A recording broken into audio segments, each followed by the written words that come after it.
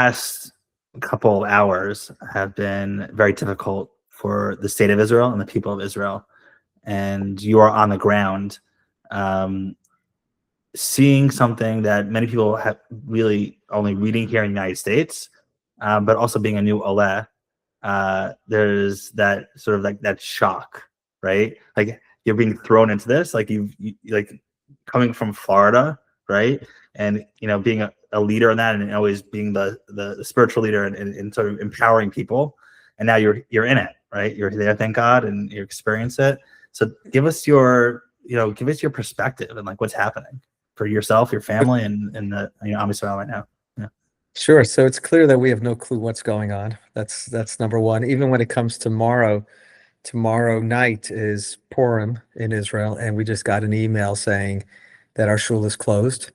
There is no communal gathering for the Megillah. So normally, if we're back in Boca, it wouldn't be the first time something like that happened. If there's a hurricane, or if there's COVID or something, so you get involved. We figure out what meeting's going to be, where's the Megillah reading's going to be. So here, obviously, we're not part of that, and we have no idea what's supposed to happen. And then they send out an email or a group saying, "Okay, don't worry. There's going to be, every block is going to host their local Indian or something." But we don't know to check these things right away. Sure enough, they're all sold out. They're all booked. So but we're trying to figure this out ourselves. We don't really know what's happening. Right. And so you've been on the ground, when the ballistic missile hit Beit Shemesh. What's your perspective of like what you tell us what you saw, Sure. and as you're going through really like a destruction of a part of the community, right, and people's lives, give us a sense of like what's happening on the ground. Yeah. So yesterday, just for context, it was Shabbos yesterday, and everything kind of began in the morning where we first heard our initial siren, and that from that moment on, you knew the war had begun. And everyone said this was going to last not days, but it could last weeks. And I think everyone was so grateful last night when you turned, and after all of the sirens, because we knew that they were going off all over the country, you just had this sense that, okay, maybe it will be like the last attack from Iran, where there were, I don't know, hundreds or thousands of ballistic missiles that Mhm. like everyone said, all the miracles that happened. It was amazing. 12 days and nothing really happened. No one was killed. And that changed very quickly today, which is just day two. It's not like we're all, weeks in. We're just 2 days in.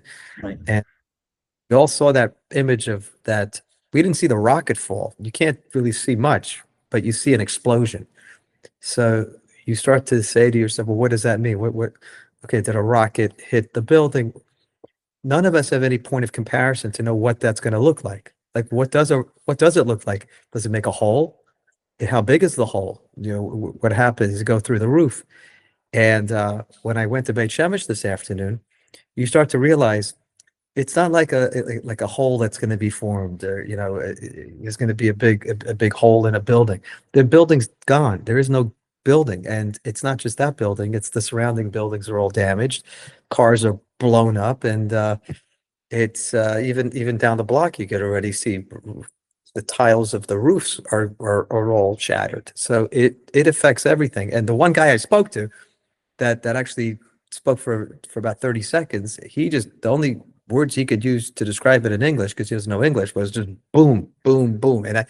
And it's hard to understand, but Right. it's And so as a new oleh, right, like you're going through your own thing, right? You're getting used to the country. You're getting used to living in the state of Israel. How is it for you and your family in this situation? I think we're all going through it a little bit differently. So I have two children with us in the house, 11-year-old and a 15-year-old. Her birthday's next week, and she doesn't want her birthday to be ruined because she's going to be 16. And what 16-year-old girl from America would want anything to interfere with that? And I get it. My wife has her concerns, and I got my concerns, and we're all kind of going through this together, but very differently. 10-year-old, 11-year-old goes through it differently than a teenager, and different than my wife, and certainly different than me. But we don't really know what the protocol is. I think that's what makes this so strange. And that's good and bad. It's good because we don't really know when we're supposed to be really nervous about something, but we also, the bad part is we don't know when we're supposed to be really nervous about something. Like, when are you supposed to leave? Mm. When do you leave the safe room? When are you allowed to go shopping? And when we went shopping today, we saw the place was packed. So apparently everyone got the word that it's okay and everything's open. We didn't know that, Mm. but there were not one, but there were two sirens that went. Right. So that's like simple things like, what do you do with your groceries? Like, do you bring them with you into the, or we just leave them? So we just kind of followed what everyone else did. One of the things I love about the people of Israel and the Jewish people is resilience and being able to continue like in their life cycle. Like, yes, when you hear the siren, you go to your miklat, your bomb shelter, you run or whatever, but then it's like, okay, all clear, like let's go, like we live, Right. right? That's our thing. That And is, so how do you as a just as a person and as a father, as a husband, like what's your goal like moving forward, right? Like yeah, and like what how do you do it? I think the key here, and this was advice we got when we first landed. I don't remember who told it to us, but it was the best advice that I got, and I would certainly tell others that are thinking about moving. Just take it day by day. Don't have some grand master plan and say, this is what we're going to do. We're now Israelis and we're going to do it like this. You don't know what's going to happen tomorrow in Israel. Anything can change, and things do change very, very quickly. But even just thinking now, we have all these amazing plans for Purim. Like, what is happening? Where's our Suda going to be? And I think this is also something important for people in America to understand, which is something I remember talking about, well, with the other rabbis in Boca Raton. Every time some sort of an attack in Israel, how do we respond? And I saw already our shul that today there was going to be an emergency tehillim and an emergency davening for everyone.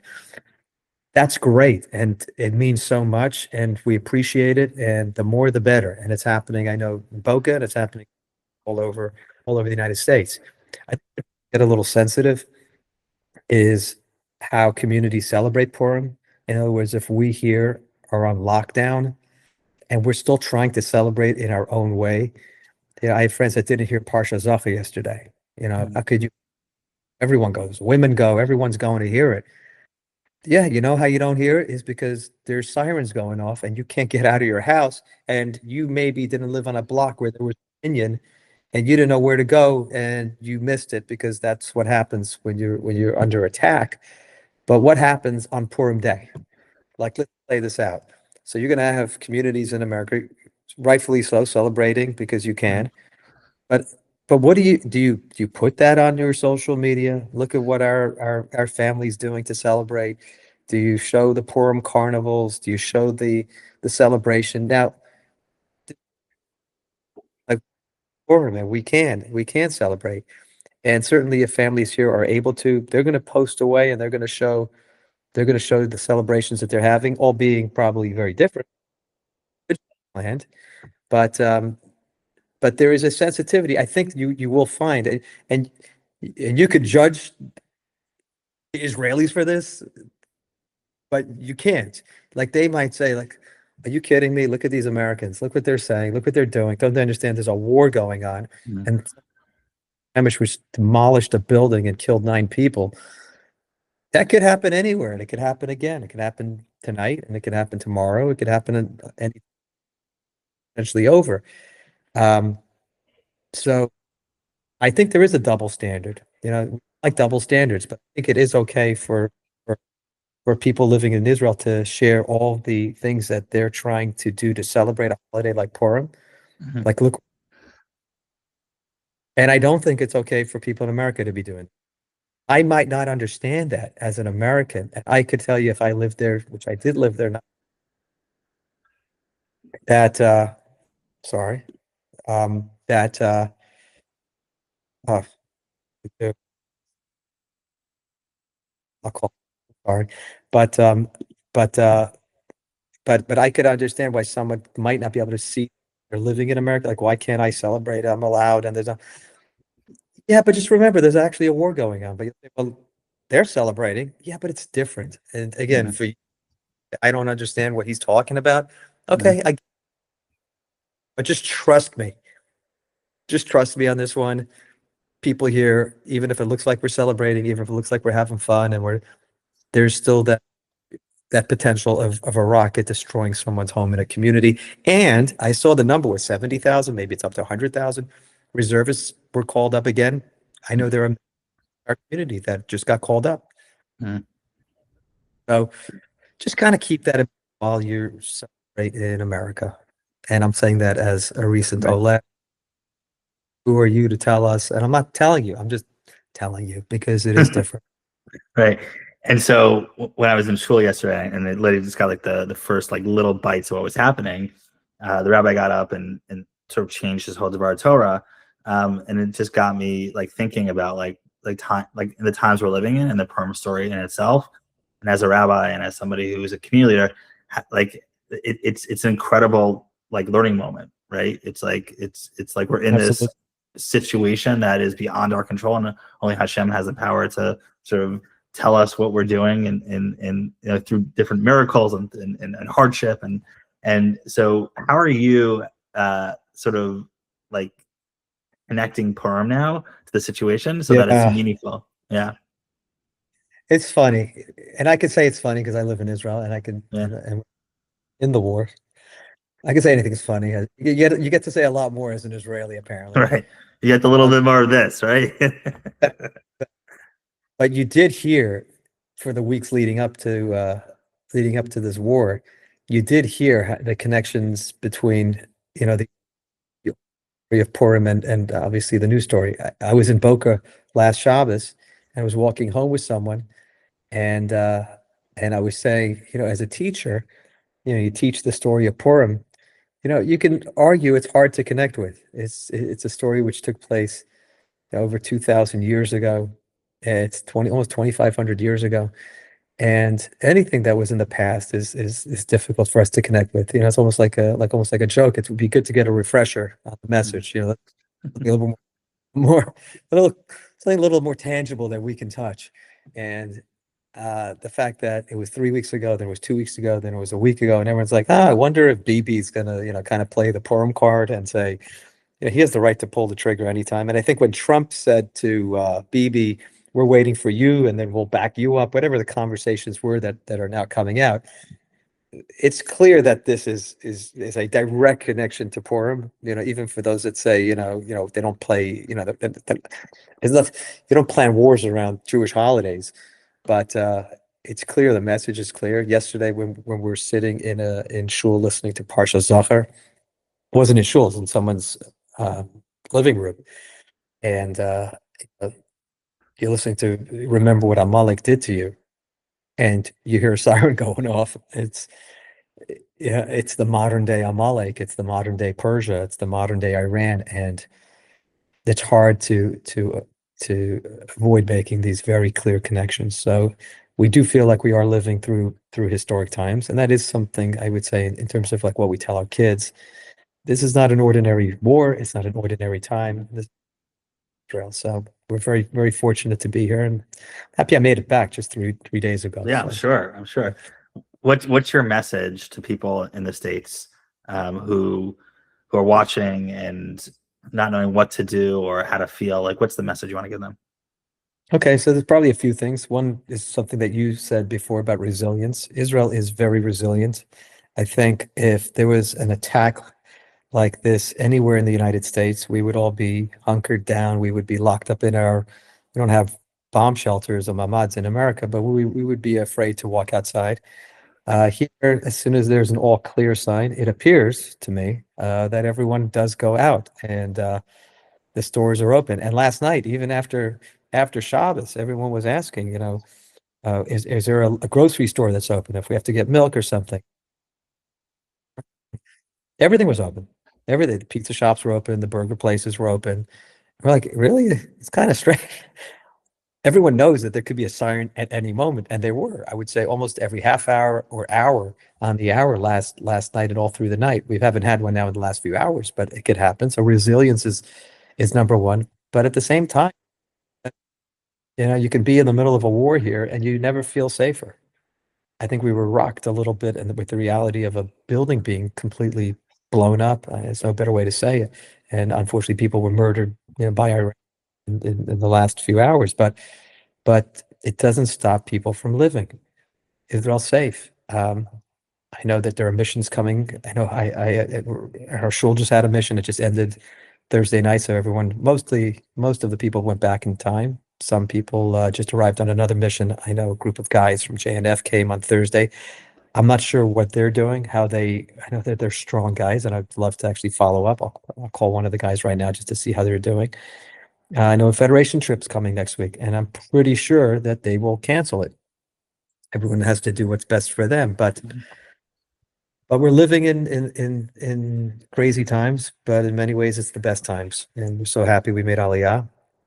It is crazy to think we made aliyah during a war, and it only intensified in some ways, and there is no turning back. So we're happy to be.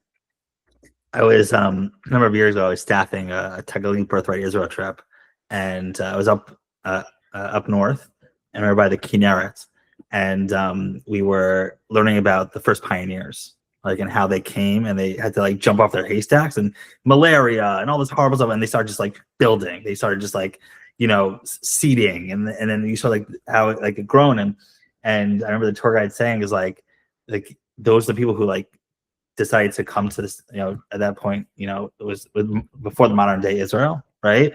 Right. And they wanted to, they knew that like they wanted to build something, and they did it, right?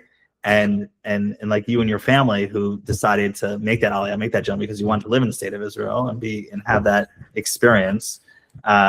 It's important. It's a important message that it's okay to go, right? It's important to make aliyah because that is our homeland. Right. Yeah. And it's important to say this also, which again, it might be a topic that some could debate, but I just want to be clear where I stand. Yeah. I think that the strength of this war definitely came from the United States. I think that certainly the last war or